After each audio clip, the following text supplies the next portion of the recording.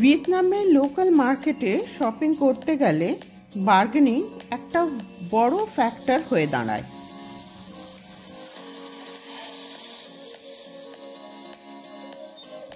Hello and welcome back to my channel Soma and her passion.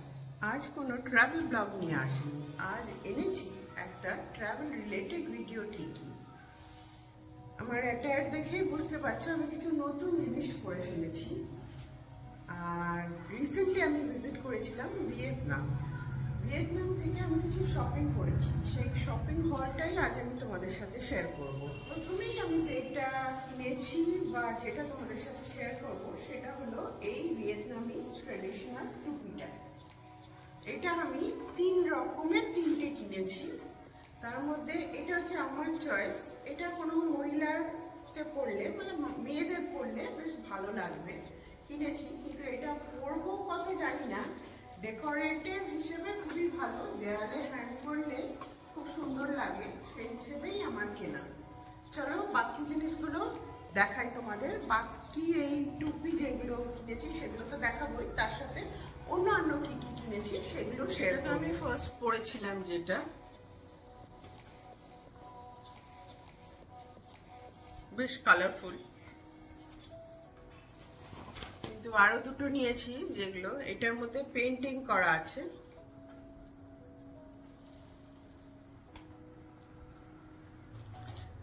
আর এটা হচ্ছে একটু traditional type. এরপর আমি নিয়েছি কিছু চকলেটস।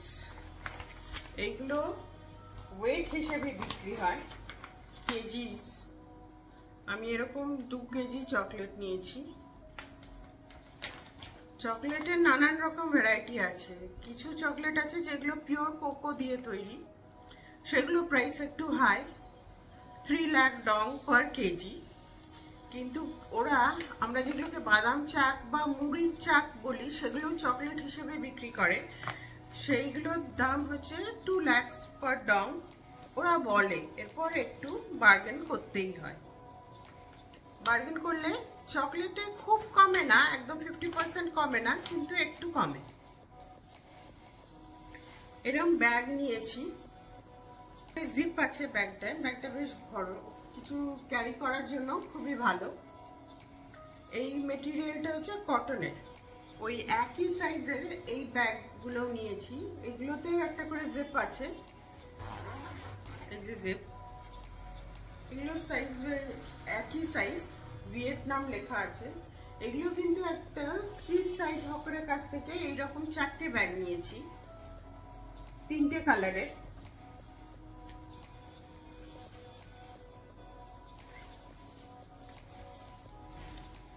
আরেকটা হলো রেড।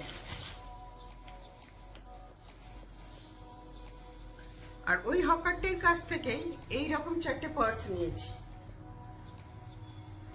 এরকম বেশ কিছু টি শার্ট নিয়েছি। টি শার্টের কিন্তু অনেক রকম কোয়ালিটি আছে। মেটেরিয়াল মিক্সড মেটেরিয়ালও পাওয়া যায়, বা আমাদের যেটা হোশিয়ারি মেটেরিয়াল বা কটন মেটেরিয়াল বলা হয় সেই মেটেরিয়ালেরও পাওয়া যায়। এটা হাতে দিয়ে চেক করে নিতে হবে। আমি কটন মেটেরিয়ালটাই নিয়েছি। এরকম বেশ কয়েকটা নিয়েছি, একটা খুলে দেখাচ্ছি। এই হলো সেই সাদা নিয়েছি বেশ অনেকগুলোই। একটা নিয়েছি কালো।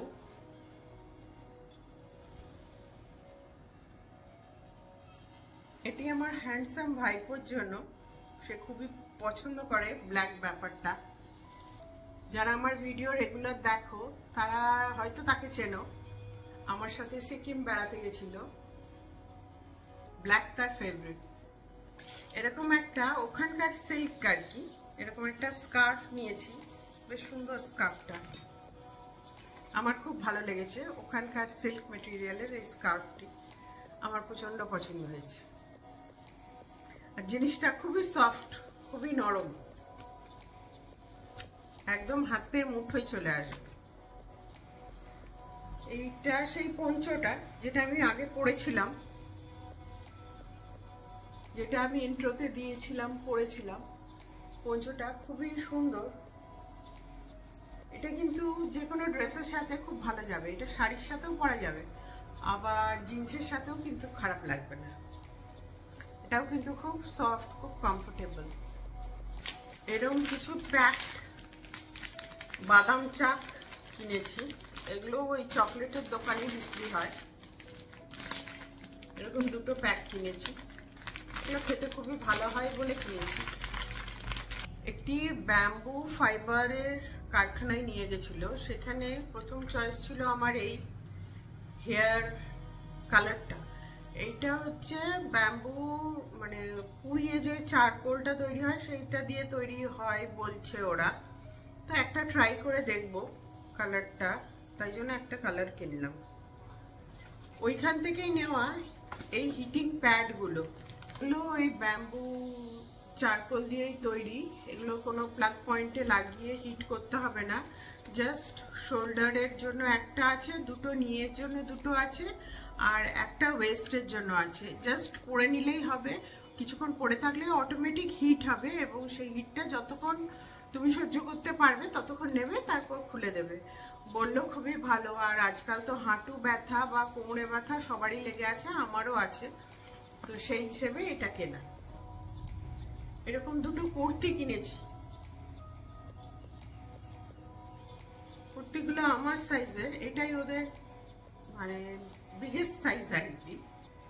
আমার খুব ভালো ফিট করেছে। আমি এরকম দুটো কিনেছি, একটা হোয়াইট আর একটা হলো ব্ল্যাক।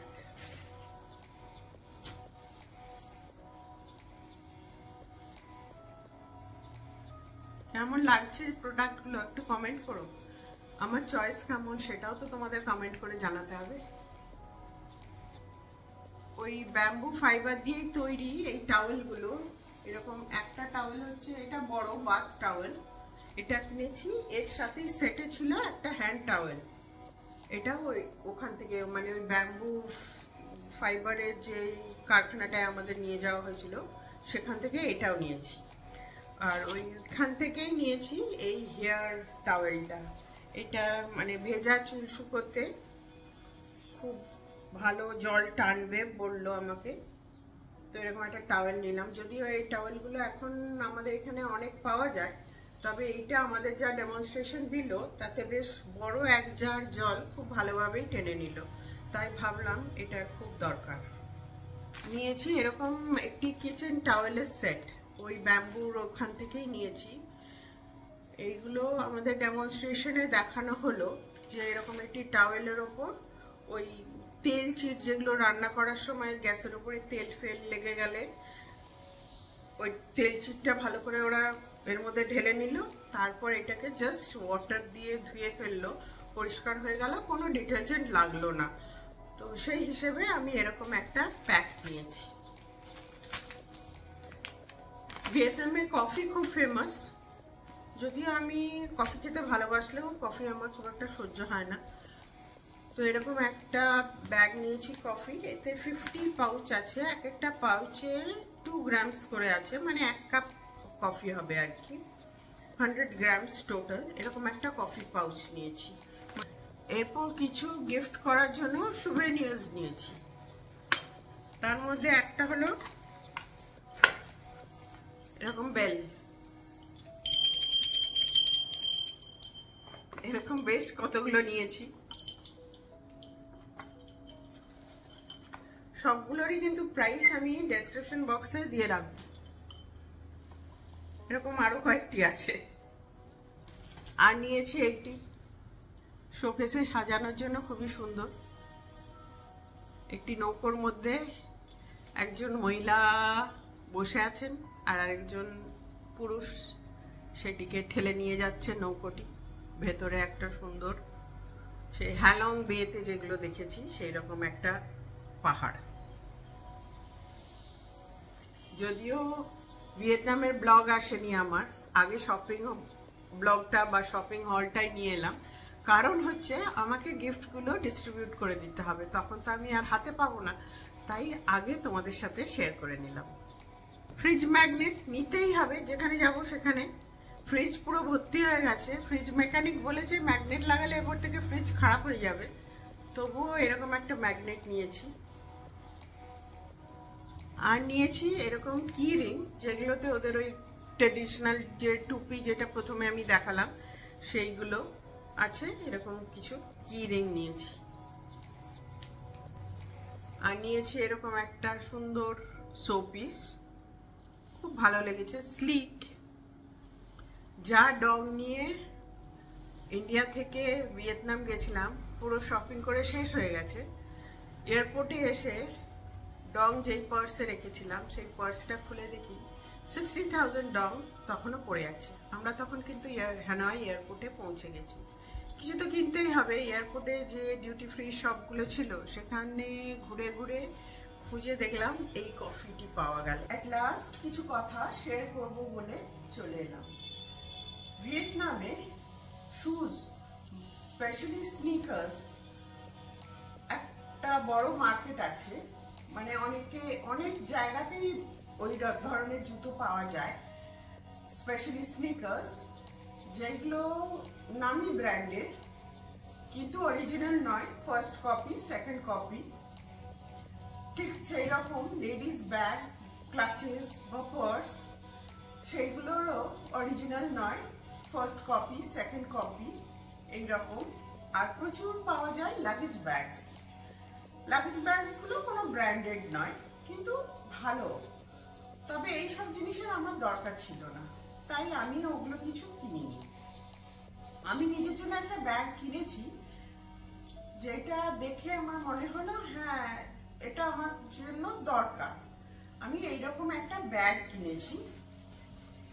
এই ব্যাগটা হচ্ছে ওয়াটারপ্রুফ প্লাস ওয়াশেবল। এতে প্রচুর পকেটস আছে, জিপ দেওয়া আর কি, জিপ লাগানো প্রচুর পকেটস আছে। আর আছে এরকম একটি কি চেইন।